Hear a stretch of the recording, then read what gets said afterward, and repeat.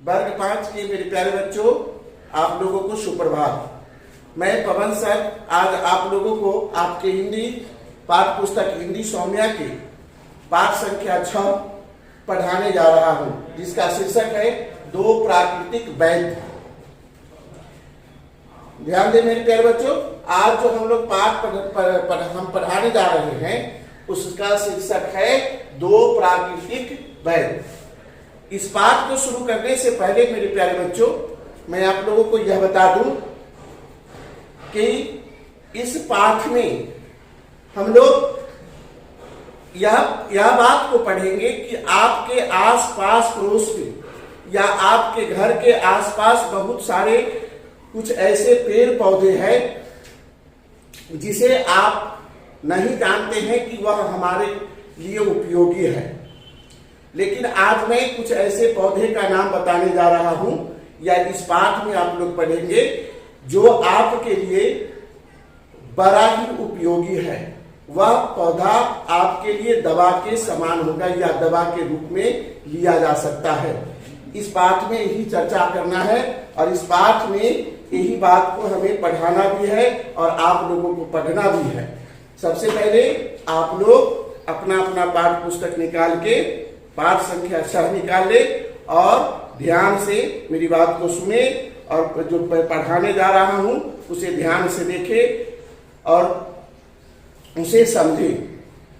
पाठ शुरू करने से पहले मेरे प्यारे बच्चों, इस पाठ में कुछ कठिन शब्द है जिसका अर्थ मैं अभी आपको बताने जा रहा हूं या जो व्हाइट बोर्ड पर लिखा हुआ है। पहला में है प्रकृति, जिसका अर्थ होता है कुदरत। इसे भगवान भी कह सकते हैं, अंग्रेजी में इसे नेचर कहते हैं। शीश, अगला शब्द है शीश, जिसका अर्थ मस्तक होता है। फिर अगला शब्द है वीरवा, वीरवा जिसका अर्थ पौधा होता है। आप लोग गांव में कुछ किसान को बोलते हुए सुने होंगे कि हम इस पौधे का वीरवा गिराए हैं, या उसको देहाती शब्द में बोलचाल की भाषा में वीरवा भी कहा जाता है। फिर आगे चलते हैं दल, दल का अर्थ होता है पत्ती। फिर अगला शब्द है अतिशयोक्ति, जिसका अर्थ होता है बढ़ा चढ़ाकर कहना। ये कठिन शब्द थे जिसका मैंने अर्थ आप लोगों को बताया। अब मैं यह पाठ शुरू करने जा रहा हूं। आप लोग अपने अपने पाठ को देखेंगे, अपनी पाठ पुस्तक में पाठ संख्या 6 निकाल के देखेंगे। अब मैं इसे पढ़ने जा रहा हूं और आप लोगों को अपनी भाषा में पढ़ाने समझाने जा रहा हूं। ध्यान दें मेरे प्यारे बच्चों, हमारी स्वास्थ्य रक्षा करने वाले पेड़ पौधे में तुलसी और नीम बड़े उपयोगी हैं। तुलसी का पौधा लगभग हर घर में पाया जाता है। जब हमें सर्दी जुकाम हो जाता है तो काली मिर्च के साथ 5-7 पत्ते घोंटकर पीने से सारा रोग दूर हो जाता है। इसके पत्तों में रोग के कीटाणुओं के विष को दूर करने की शक्ति होती है। इसीलिए भगवान के प्रसाद में तुलसी दल डाले जाते हैं। मेरे प्यारे बच्चों, अभी हमने जो पंक्तियां हम आपको पढ़ के सुनाया उसमें आपने देखा होगा जिसमें तुलसी के बारे में चर्चा किया गया है। आप देखते होंगे आपके घर में भी होगा, जहां आपके मम्मी सुबह में स्नान करके तुलसी में जल डालते होंगे या आपके आसपास पड़ोस में तुलसी के पौधे होंगे। वह हम मानवों के लिए बड़ा ही उपयोगी है। अब उपयोगी कैसे होता है इसके बारे में आप लोगों को बताता हूं। आप देखते होंगे कि जब कभी आपको या आपके घर में किसी सदस्य को सर्दी जुकाम हो जाता है तो कहते हैं कि तुलसी के पत्ते को काढ़ा बना के या तुलसी के पत्ता खाने से वह रोग दूर हो जाता है। ऐसे होता है क्या?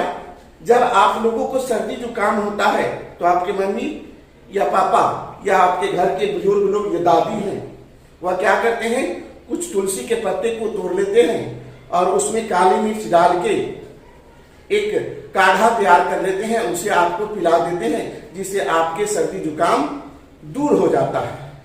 अब आते हैं तुलसी के पत्तों की विशेषता के बारे में। तो जैसा कि हमने इस गद्यांश में पढ़ा है कि तुलसी के पत्तों में रोगों के कीटाणुओं के विष को दूर करने की शक्ति होती है।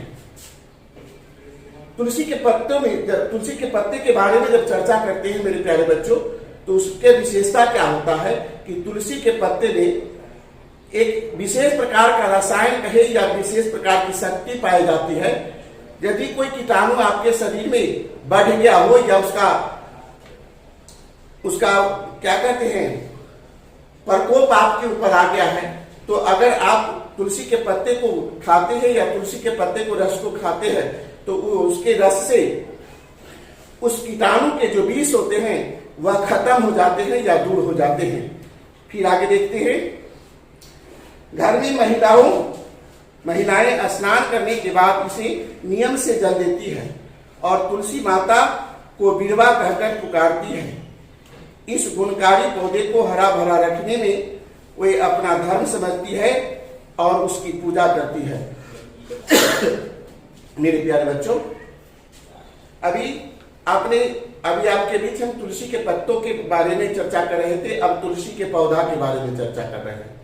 आपके घर में तुलसी के पौधा होगा और रहता है, हर किसी के घर में होता है, किसी के घर में नहीं होता है, वह अलग बात है, लेकिन हर किसी के घर में होता है तुलसी के पौधा, जिसमें आपके मम्मी हो, आपके दादी हो या घर के जो कोई लोग हैं वह तुलसी के पौधे में जाके जल डालते हैं और कहते हैं ये तुलसी माता का विवाह है।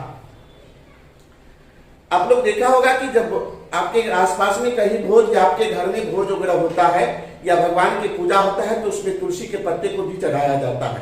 यह सब इसी गुण के कारण। तो तुलसी के पौधे के बारे में हम बताते हैं कि इस गुणकारी पौधे में हमारे घर की जो महिलाएं होती हैं, जैसे आपकी मम्मी हुए, आपकी बहन हुए, दादी हुए, यह सब क्या करते हैं कि नित्य दिन स्नान करके उस तुलसी के पौधे में जल डालेंगे। ऐसा इसलिए कि जल डालने से पौधा जो है से हरा भरा रहता है और हरा भरा रखने के लिए नित्य उसमें जल डालना जरूरी होता है और इसी ख्याल से हमारे घर की महिलाएं उसमें नित्य स्नान करने के बाद उसमें जल डालते हैं। अब आगे देखते हैं, तुलसी के भांति नीम भी बहुत लाभदायक पेड़ है। इसका प्रत्येक भाग मनुष्य के बड़े काम का है।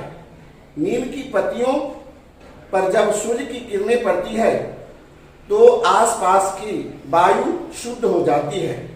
इसके नवीन कोपले चबाने या घोंट कर पीने से खून साफ हो जाता है। पत्तियों को पानी के साथ उबालकर उस पानी में स्नान करने से चर्म रोग नष्ट हो जाता है। मेरे प्यारे बच्चों, अभी तक हम आपके बीच तुलसी के पौधे के और तुलसी के पत्ते के बारे में चर्चा कर रहे थे। अब आपके आसपास में एक दूसरा पेड़ होता है जिसको हम नीम कहते हैं। ऐसे तो बहुत सारे पौधे होते हैं, पेड़ होते हैं, लेकिन अभी हम नीम के बारे में चर्चा कर रहे हैं आप लोगों के बीच। दूसरा पौधा है, पेड़ है नीम। तो प्यारे बच्चों, आप जानते होंगे कि नीम के पत्ते या यूं कहे कि नीम के हर कुछ, चाहे उसका पत्ता ले ले, फल ले ले, छाल ले ले, लकड़ी ले ले, हर कोई उपयोगी होता है। जैसे कि आप कुछ उसके उपयोग के बारे में जाने। यदि किसी व्यक्ति को चर्म रोग हो जाता है तो उसे डॉक्टर या वैद्य क्या कहते हैं कि आप नहाने से पहले या नहाने के क्रम में आप नीम के पत्ते को गर्म पानी में उबाल ले और उसी पानी से आप स्नान करें। या ऐसे भी कहते हैं कि जब नीम के पेड़ में नए नए पत्ते के कोपल लगते हैं तो उसे तोड़कर आप चबाए या उसका रस पिए या नीम के पत्ते को खाए, उससे खून साफ हो जाता है और खून साफ होने के बाद किसी भी प्रकार के चर्म रोग नहीं होता है। अगर होता तो और किसी व्यक्ति के पास होगा भी तो वह खत्म हो जाता है। अब आगे देखिए, नीम के पानी से घाव धोने पर घाव के विषैले कीटाणु समाप्त हो जाते हैं। पत्तियों को उबालने आदि की परेशानी को कम करने के लिए नीम का साबुन भी बनाया जाने लगा है। कभी कभी इसकी पत्तियों को जलाकर विषैले कीटाणु और मच्छर को दूर भगाया जाता है। इसकी पत्तियों को कपड़ों तथा अनाज के साथ रखने से उनमें कीड़े नहीं लगते हैं। नीम की पतली पतली टहनियां दातून करने के काम में आती है। टहनियां का कड़वापन मसूरों के पीप को कम करता है और कीटाणुओं को नष्ट करता है। अब देखिए आगे, जैसे कि आप देखे होंगे कि जब किसी डॉक्टर के पास जाते होंगे, जब कभी आपको घाव हो गया हो तो क्या करते हैं डॉक्टर साहब, उससे पहले डिटॉल या कुछ ऐसे दवा होते हैं उससे साफ करते हैं। लेकिन आप वह काम अपने घर पर भी कर सकते हैं, वह दवा आप अपने घर पर भी बना सकते हैं। और एकदम साधारण में आप कुछ नीम के पत्ते को तोड़ ले और पानी में उबाल ले और उससे उस नीम के उस पानी से उस घाव को धो, तो डिटॉल के समान काम करता है। इतना ही नहीं, उसमें उस पानी में जो नीम के रस के कुछ कड़वापन आ जाते हैं, जिससे उस घाव में जो कीटाणु होते हैं वह मर जाते हैं, नष्ट हो जाते हैं। अब नए जमाने में, अब आधुनिक समय में आप देखे होंगे कि नीम का साबुन भी बिकने लगा है बाजारों में। अब बाजारों में नीम का साबुन उपलब्ध है। आप अगर पत्ती घोटने या नीम के छाल को पीसने से दूर, पीसने के झंझट से दूर होना चाहते हैं, रहना चाहते हैं, तो आप बाजार से नीम के साबुन लाके नहाने के क्रम में उसका उपयोग कर सकते हैं। और एक फायदे की बात है, देखते होंगे कि हमारे घर के लोग जो बुजुर्ग हैं वह क्या करते हैं, नीम के टहनियों को तोड़ के मुंह धोते हैं, यानी उसके मुंह धोने का काम दातून के रूप में उसको उपयोग करते हैं। इससे क्या होता है, जो मसूरे में जो पीप होती है वह उससे निकल जाता है, वह खत्म हो जाता है, या कुछ कीड़ा हो या कीटाणु हो दांत में जो लगा हुआ होता है वह खत्म हो जाता है।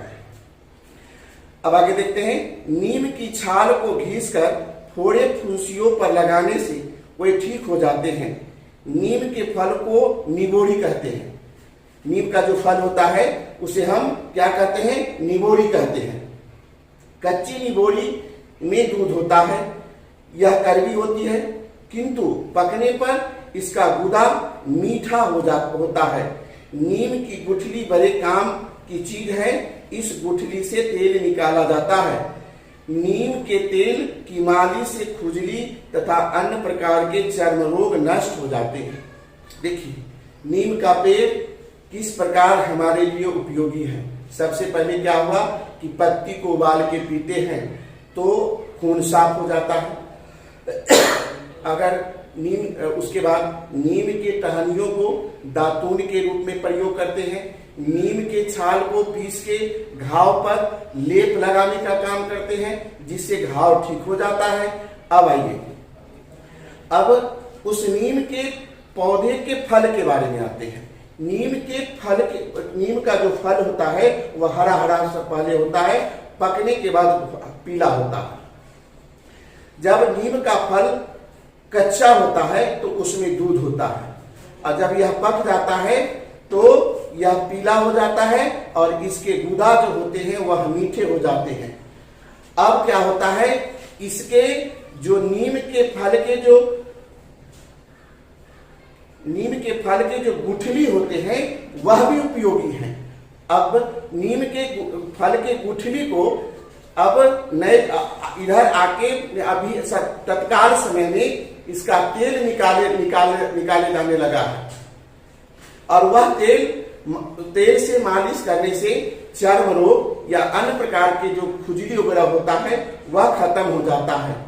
आगे देखिए मेरे प्यारे बच्चों, नीम की लकड़ी शीशम, चीड़, देवदार और माल की तरह उतनी अधिक उपयोगी तो नहीं होती, लेकिन इस लकड़ी में घून नहीं लगते हैं। आप देखे होंगे नीम के छोड़ के अन्य कोई पेड़ के लकड़ी होते हैं उसमें घून लग जाते हैं, यानी उसको कीड़ा खा जाते हैं, कीड़े लग जाते हैं। लेकिन नीम के लकड़ी में कितना भी दिन के बाद चिरा के उसको कटवा के उसे चिरवा के आप रख दीजिए, लेकिन उसमें घून नहीं लगता है, यानी कीड़ा नहीं लगता है। इसे कच्चे मकानों की कलियों, चौखटे और किवाड़ तथा चारपाई के पाए आदि बनाने के काम में लाया जाता है। अब इसके लकड़ी को क्या करते हैं, कच्चे मकानों में कड़िया देने के लिए, किवाड़ बनाने के लिए, चौखट बनाने के लिए, चारपाई के पाए बनाने के लिए उपयोग में लाते हैं। नीम के जड़े जमीन के अंदर से नमी खींचकर मिट्टी के ऊपरी परत को नमी रखती है, उसे जल और वायु द्वारा कटाव से रोकता है। अब देखिए नीम के जड़ का जो उपयोग है यह कितना फायदेमंद है। वह क्या होता है कि नीम के जड़ जो होता है वह नीचे से जमीन के नीचे से पानी खींचकर ऊपरी परत पर रखता है, जिससे मिट्टी का किसी वायु के द्वारा कटाव नहीं होता है, यानी हवा में नहीं उड़ता है। तुलसी दल और करवा नीम दोनों ही मानव समाज के बहुत बड़े सेवक हैं। इन्हें यदि प्राकृतिक वैद्य कहा जाए तो कोई अतिशयोक्ति न होगी। कहने का मतलब कि तुलसी कितना उपयोगी है उसके बारे में आपने देखा, और नीम भी कितना उपयोगी है उसके बारे में भी पढ़ा या आप समझा। तो हम ऐसा कह सकते हैं कि यह एक प्राकृतिक द्वारा दिया हुआ मानव समाज के लिए एक डॉक्टर है और इसे संभाल कर रखना चाहिए। धन्यवाद।